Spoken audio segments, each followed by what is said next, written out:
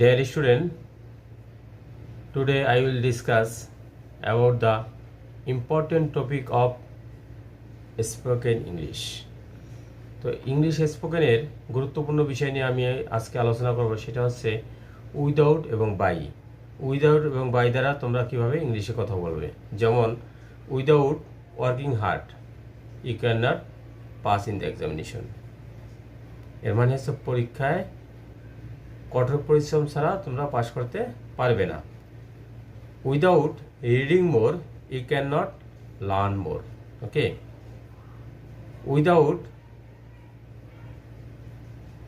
Walking fast you can not reach the destination place, you can not reach the station. এভাবে তুমি without দিয়ে বিভিন্ন sentence বানাতে পারবে। যেমন by working hard you can not you will shine in life. Okay, by working hard you can or you will shine in life. By reading more you can learn more.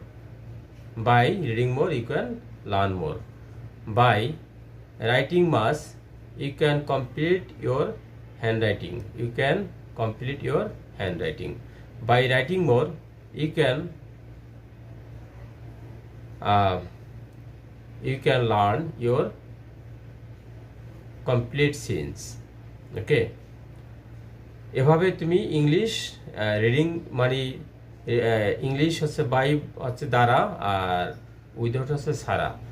By এবং দ্বারা, without ছাড়া, এভাবে তুমি অনেক English বানাতে পারবে by দ্বারা এবং উইদাউট দ্বারা। তা সহজেই বাই দ্বারা এবং উইদাউট দ্বারা তোমরা ইংলিশে কথা বলতে পারবে। ধন্যবাদ সবাইকে।